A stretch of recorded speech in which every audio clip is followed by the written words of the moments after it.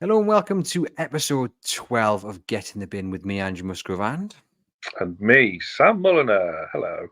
via the Everything is Black and White podcast. I'm going to have to change that introduction because all I envisage is me and you in a bin inviting our audience to get in with us. Yeah, And I know I've made that point beforehand, I but know every we time I got we say got it, rid of the bins when the takeover happened. The bins and the paddling pools are all gone. no, I got them specifically for this series. So I've Well, you kept them bought just them. for Well, you. you So I bought them bought back them. off the club as like an Yeah. antique. Because I knew I was going to launch a series eventually with you. So I thought, why not actually have a bin to get into, right? Yeah, it's part of the club's history as well. Might be worth something in the future. Exactly. You never know. How we doing, Sam? You well? Yeah, I'm good. I looked on your LinkedIn profile this week Oh God, to try and find out when this awards night is, and I discovered it's June the 12th. it is. I'm busy. I can't come. Oh, what a shame! I just sorted out your ticket and everything. Can't do it. I'm doing paid work that day, and followed by the school run. So unless there's room for a 7 and a 3-year-old, actually no, she'll be 4 by then. Then unfortunately I can't make it. You'll have to take Gibbo. I've heard he's a right riot. A few drinks down him and he's away. He's a party animal, as John Gibson, but I think I'll be Love him. taking our colleague Aaron Stokes with us in the battle for best sport podcast against our Villa counterparts, who probably aren't feeling too chipper this Friday morning. I didn't After realise it was against the Villa podcast. oh Oh yes, my see that god, I'm makes it all all in. the more important. My aunt and uncle can pick the kids up. F that. I didn't realise it was against the Villa. I'm there.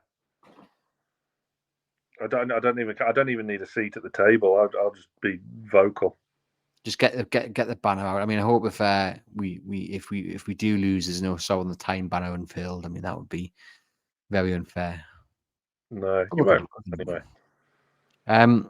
Episode 12. We are rolling through the episodes here. Last week, I was the winner. Surrounding referees, big bugbear of mine, and I clinched victory.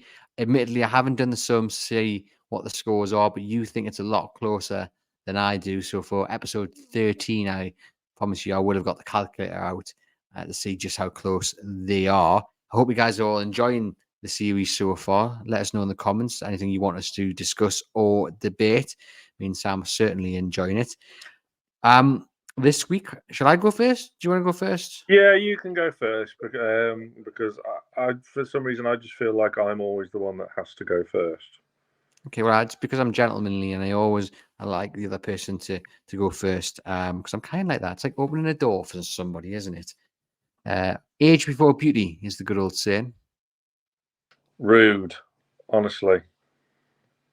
I thought it was a compliment, really. Well, I suppose a self-confident There's compliment. not there's Anyway, not much there's not much in it though, is there? Our ages. not that you could tell, but anyway, we'll get on with episode 12 and my item to the table this week. I'm going to have to word this really carefully because I think if I word it the wrong way, it might not go down too well. And I So, will jump all over it. okay, all right. So it is.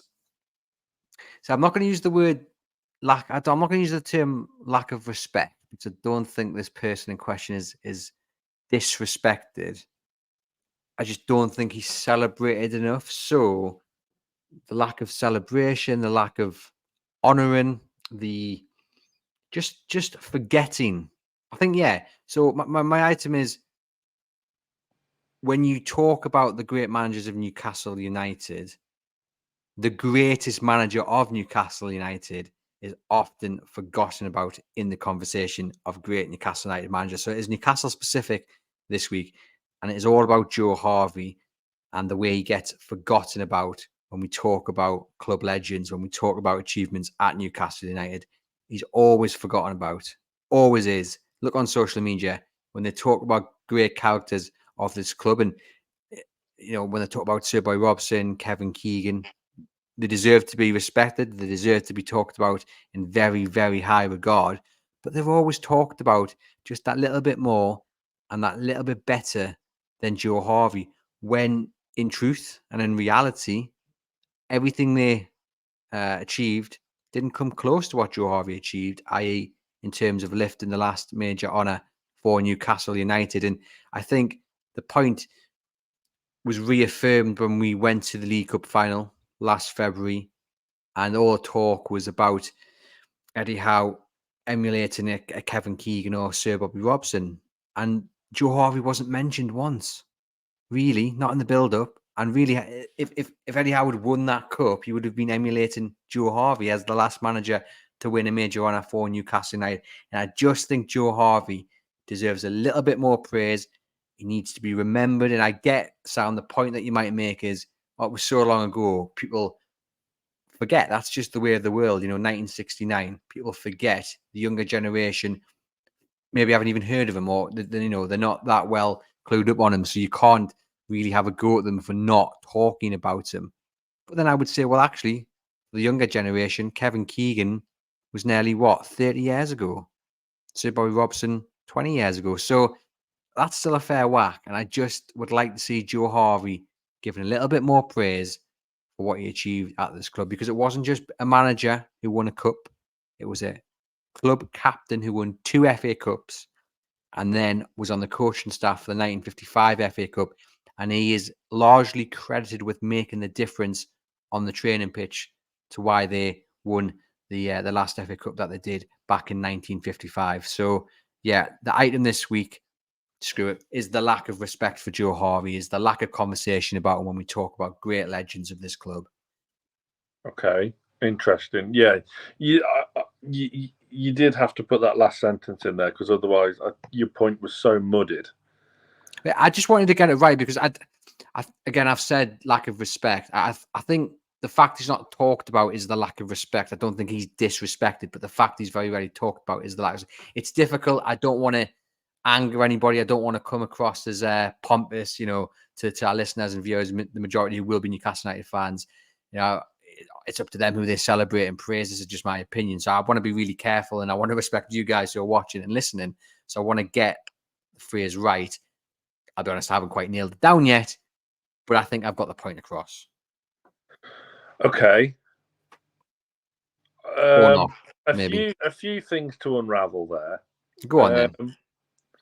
So I think, your point you make is obviously no issue with whatsoever. Joe Harvey should be celebrated. Of course he should. And to only have that plaque at St James's, maybe he deserves a bit more. Whether it's a statue or something a bit more than that, I don't know. We'll discuss that because I know we've kind of discussed it in passing before. I don't think people necessarily forget him. Some may, but I don't think it's a general consensus that he's just forgotten about. I think there's probably a bit of acceptance, really, that obviously Sir Bobby and Kevin Keegan are more sort of recent history, because obviously, as we all know, football was clearly invented in 1992. So that's one thing, but maybe there's just a kind of acceptance that Joe Harvey's sort of the ultimate Mr. Newcastle United, really done everything there is to do for a club. Player, captain, manager, the whole shebang. That him and Stan Seymour. Whether he's forgotten about or not gets shown a disrespect. So you would take umbrage then to people wanting, for example, the East Stand named after Kevin Keegan. You wouldn't want to see that. I would prefer Joe Harvey to have the stand named after him, in my opinion. And Kevin Keegan, fantastic servant to the club, obviously came as a player and turned things around. You had queues around the ground, whereas a week before you had nothing. He really did come and save the club. Then he came back as manager and turned Newcastle United into Premier League title challengers and should have won the title. Fantastic, great. But the point being, he didn't. Like, we can't get away from that. He didn't. And then he came back under Mike Ashley. I don't think he should have ever come back the second time.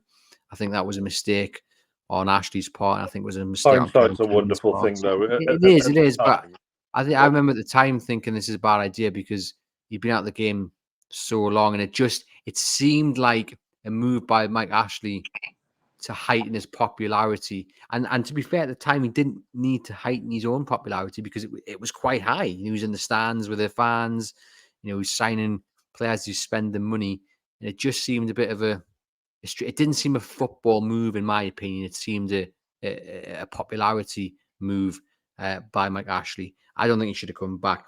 But anyway, I mean, that's a separate point. For me, as good as Kevin Keegan was with the entertainers, as good as a player he was, he doesn't have 2 FA Cup medals to his name as captain. He doesn't have a third as part of the coaching staff, and he doesn't have a major European trophy as a manager to his name.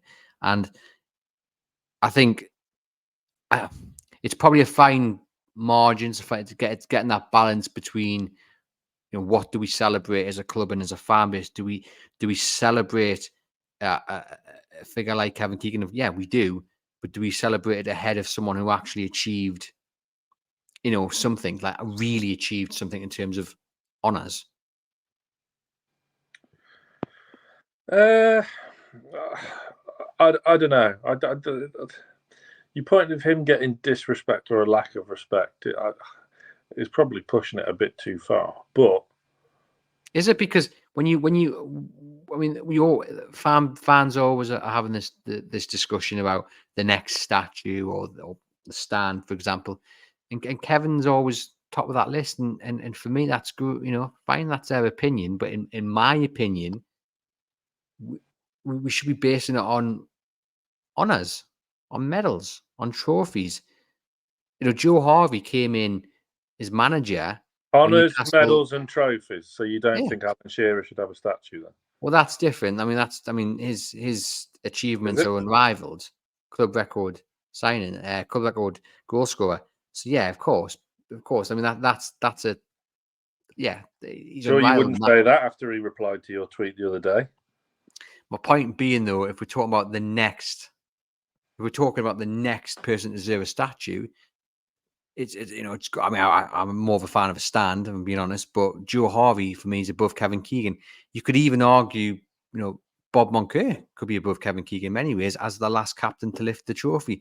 And maybe I'm just got a bit of a different viewpoint to the majority of people. I just think for what Joe Harvey achieved, and even if you take away the medals and the trophies, he came in and he saved the club when they were right down in the dumps. He created 3 fantastic teams, one that got promotion, one that won the cup, and one that could have won the FA Cup when they got the final. He created 3 fantastic teams. He was charismatic. He was Mr. Newcastle.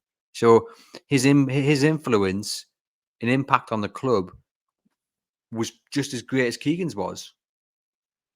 But I do accept that the time that's gone by, puts Keegan more at the forefront of people's minds than Joe Harvey. So I accept that might be the argument people put forward to why Harvey's not always in the conversation. But for me, it's unbelievable that he's not. And I do think he often gets forgotten about, which is wholly unfair. Maybe to a kind of new generation of fans, possibly. But even like fans like our age, I think, are fully aware of Joe Harvey and his achievements. Just to kind of play devil's advocate a bit then with the whole statue stand stuff. Jackie Milburn's got a stand and a statue. How does that sit with you? That's fine. So he's okay having both. I think Shearer didn't win anything, but he's got a statue and a pub again now, thankfully. So how does that fit into your world? Because again, Milburn was the club's record goal scorer for a very long time. That is an achievement that is up there with winning an FA Cup or a title. Now, of course, you'd want to win a title. Of course, you would. My point being, if it's based on achievements, again, Shearer, Milburn, Keegan, like there's no comparison in terms of goals and the longevity at a club.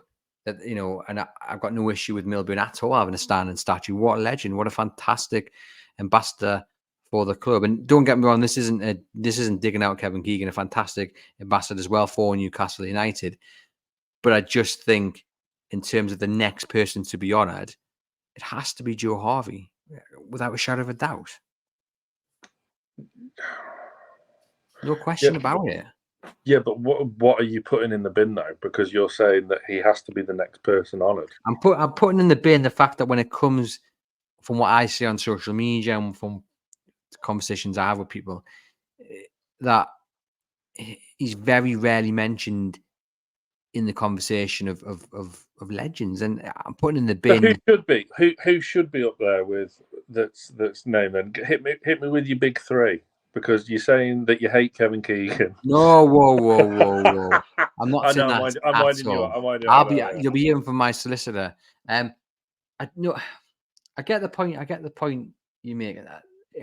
For me, it's just the fact that he's often forgotten about, and he shouldn't be. And I honestly do not think it's a conversation to be had about who should be honoured next, who the East Stand should be named after. If that's what we're going to go after, it should be Joe Harvey. Got to focus on the East Stand getting bigger first.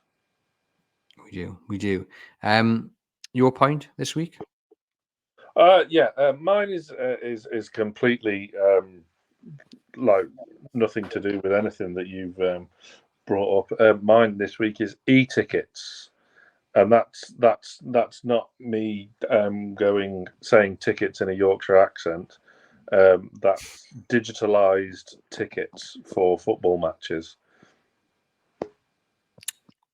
Okay. Hit me. Well, so I was waiting for you to come in with the reason behind this e-ticket selection. So I am a bit of a sap when it comes to things like this, and it's not for everyone. Not everyone will care, but I just have so many memories attached to my things, and I've come prepared this week because I used to keep lots of tickets from in my youth, not just football ones, but gig tickets as well. Oasis at Wembley Stadium there. Before they split up, but there's I've got quite a few in here. A lot of you will recognise these tickets from back in the day. I've got some of them as well, hiding away somewhere. Yeah.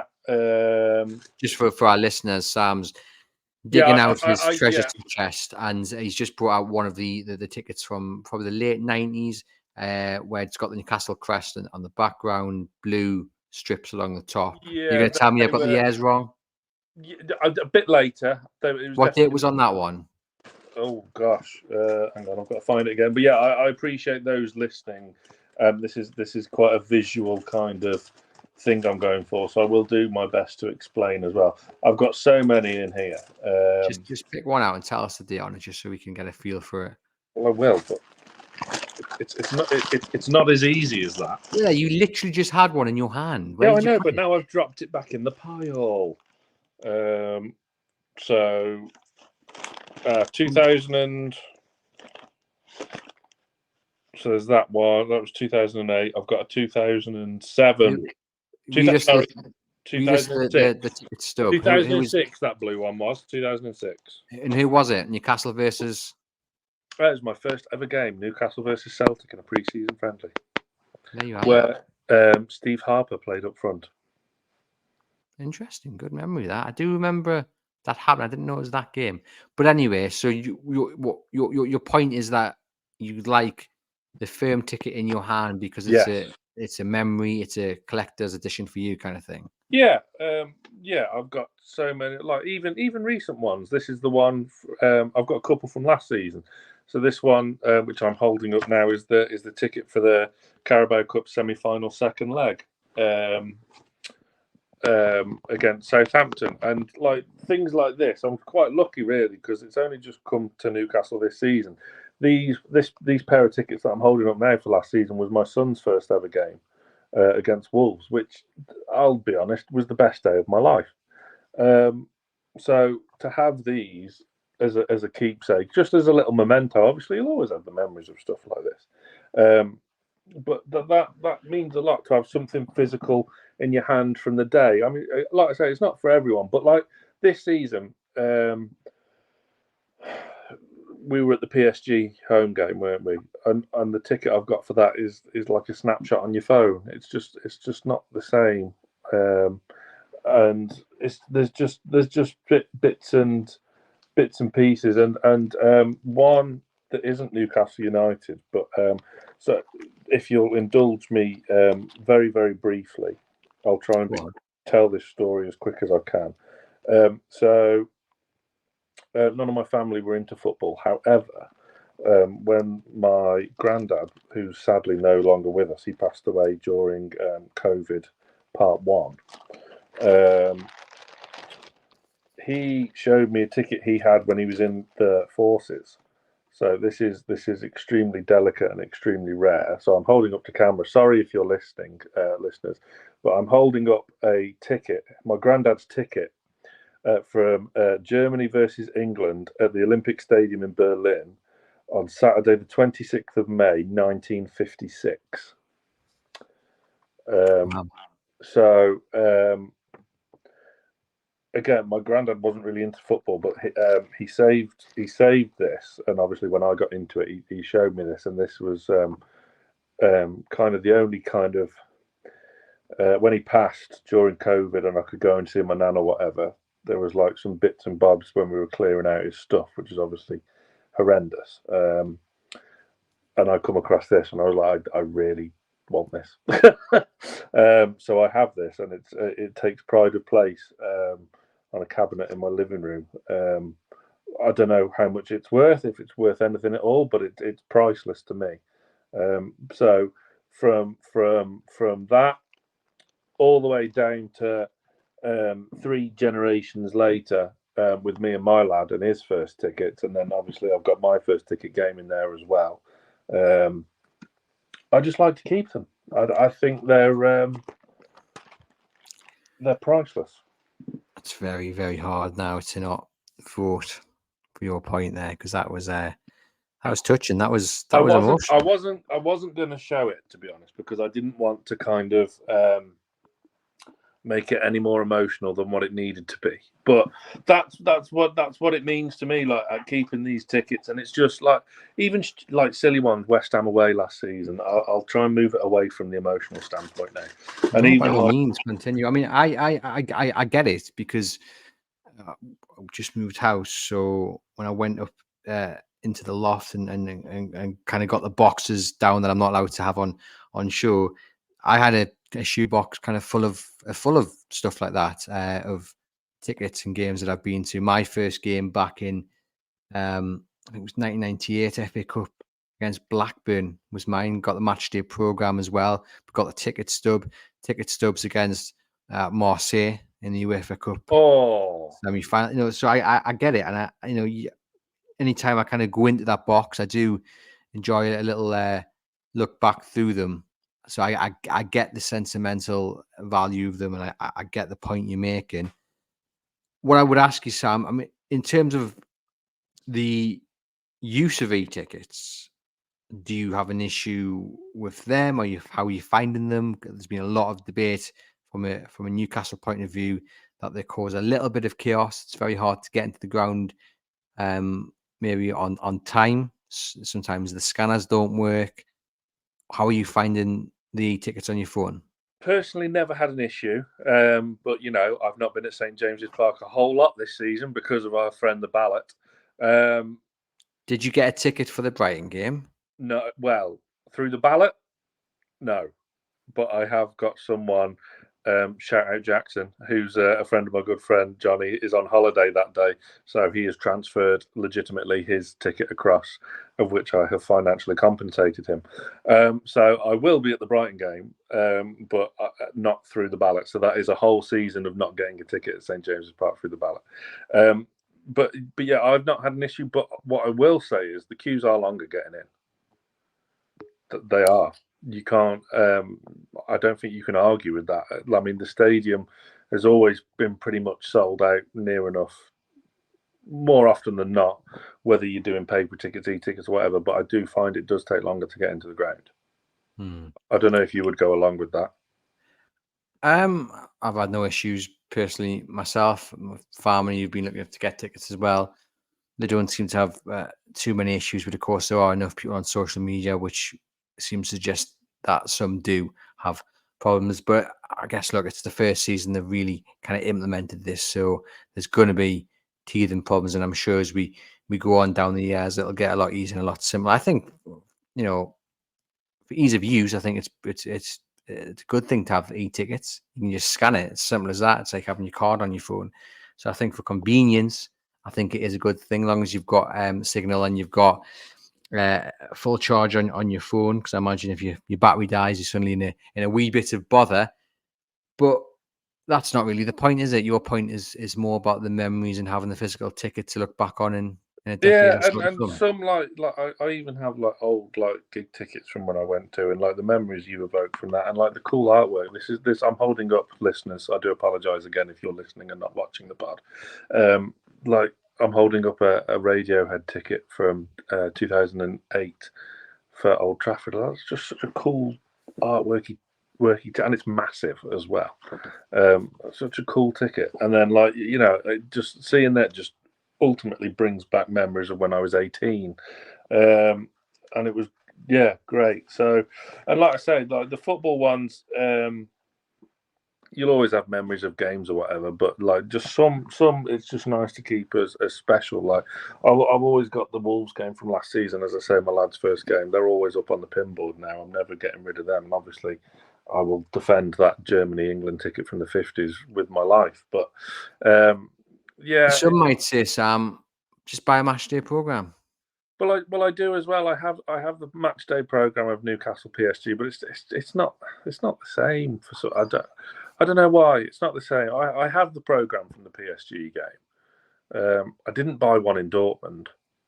I don't know why. I don't even think I saw any. But I don't even think a football program's a thing in Germany. I did not see anything. There must be, surely. I can't remember seeing any program vendors at all. Otherwise, I would have got one. Of course, I would have got one. And like, did you watch Dortmund PSG the other day? I did. It was unbelievable, wasn't it? I love Dortmund. I've fallen head over heels with that club. Obviously not to the extent of Newcastle, of course, before you start emailing in. But yeah, it's just a little paper ticket. It's something so simple. Can be so effective and memory evoking. It's just not the same as having a snapshot of your phone, because I have screenshotted my PSG at home ticket, and it's just it doesn't doesn't do anything for me. Obviously I've got video recollection of being there as well, but I don't know. There's just something about the ticket and having your seat number on it and where exactly you were in the ground on such a day. I don't know. Again, it's not for everyone. But that's just how I feel about it. No, I get you. Like I said, I think you maybe won this week just based on how emotional that was, and I know he didn't do it because of that, but that was it was quite touching. I'll just go back to my point, because having said that, this really is one of my big bugbears. People of the podcast who listen to it week in, week out know I'm a massive fan of Joe Harvey. I think he's such an important character in Newcastle United's history. Didn't you do a podcast documentary on him? I did. Have I not mentioned it before? Critically acclaimed. It was. I'm sure I've mentioned it. Just a few times. So it is very hard for me just to kind of give up this argument about Joe Harvey, because I do think he deserves to be spoken about he a little does. bit more. I think in the conversation, as I said, about the next person to be honoured with a statue, the stand, whatever it is, he should be at the front of the queue ahead of anyone.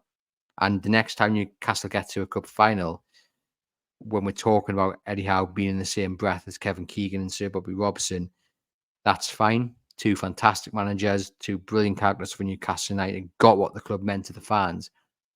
But in terms of real achievements, the conversation needs to be about Eddie Howe emulating Joe Harvey, because that's what he would be doing. 13 seasons as Newcastle United manager, Intercity's Fairs Cup winner, won the Texaco Cup twice, and the Anglo-Italian Cup. Okay, 3 minor little honours there, but still cup finals, Division 2 title, and then the FA Cup final as well. Just a fantastic manager, fantastic player, fantastic ambassador for the club, great servant to the club, brilliant man manager. Maybe not the best tactician in the world, but had the respect of Bob Moncur, Malcolm MacDonald, brought Terry Hibbert to the club, another absolute legend. And I just say to people who maybe aren't too clued up on it, spend half an hour, go and search it, go and Google it, go and pick up a book from the library, listen to the documentary, and really get a sense for it of what Joe Harvey did for this club and what he should be honoured for. Ask your older members of your family what he was like, because for me, no one comes close to him. He is Mr. Newcastle, and he does deserve the next big honour, whatever that might be, in terms of a statue, stand, what have you. But it should be him at the top of the list. Yeah, I don't disagree, and I think probably you've only lost this week on a technicality of language, really, because if were this get on your pedestal instead of get in the bin, then I would you'd have probably taken it, but yeah, we'll say you've lost this one on a technicality, but yeah, no, I agree. He should have more than a plaque at St James's. He absolutely should. And yeah, you're right. But I will make one point though, that obviously we say when we were at the cup final last season.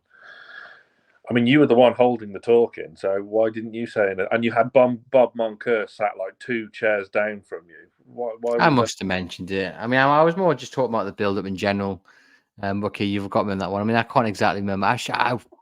I probably would have mentioned it. Surely I mention it every time I'm talking about Newcastle United. I was drunk for most of the day, to be honest, so I can't remember it. But yeah, you must have done. I just remember being the standalone man saying Isaac should start. Again. You weren't the only one. You weren't the standalone man, because I said it as well. So I remember it was inherently different to you. I was perfectly sober. You were not. So my memory's better, especially without the lack of the good old alcoholic beverages. But can I really give that? You already have. I don't know. Well, I haven't. I said I think you have. I didn't fully agree. I didn't lock it in. I didn't sign it in because it would feel wrong because of how many times how much I talk about this like all the time. It would feel wrong, as strong as your point was, and as swept up in it as I got. It would feel wrong for me just to kind of say you've won this week. Do you want me to get the ticket out again? No, I don't want you to do that because it's back in its pride of place now. There is a map of the Olympic Stadium on the back as well. I saw that on the back. I was intrigued by it. I'll get this out again actually, because I've not. There we go. Do you want to see? Can you see that? There we go. I can see that. Yeah, I noticed that. 1956. So it cost him 0.2 of a Deutschmark. So what was I don't know. I'm not even going to humour you with a prediction. And look at this as well, right? So number 4, ticket number 4. It's in perfect condition, pretty much, isn't it? Oh yeah. It's an impressive one. Condition. Ticket 00004. Block in the Oberen-Curve Sitzplatz. The beauty of you having that ticket is that you can sit down with your little ones and kind of invoke the memory of your granddad. Yeah, I mean, my eldest is was fortunate to spend time with my granddad. My daughter was born 2 months after he passed, which is a shame. But not that we could have seen him anyway because we were all locked down. But yeah, that's kind of a bit of an annoyance. But yeah, absolutely, it's massive, and like you say, it's in perfect condition, and it will be in perfect condition. But when I hand it down to my son, so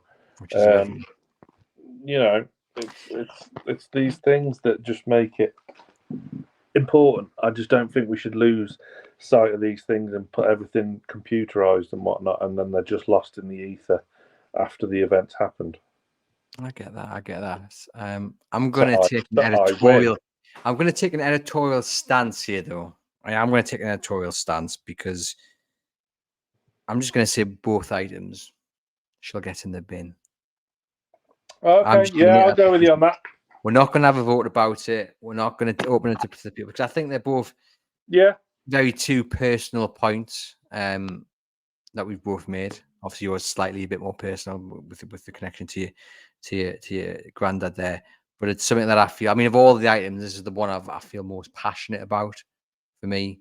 So I can't just two big hitters this week, then, wasn't it? It was, and we didn't plan it either. We did because we'll let you into a little secret here. We never plan it, viewers and listeners. We don't know what each other have got. So yeah, we didn't know we were coming into this with two hard hitting items.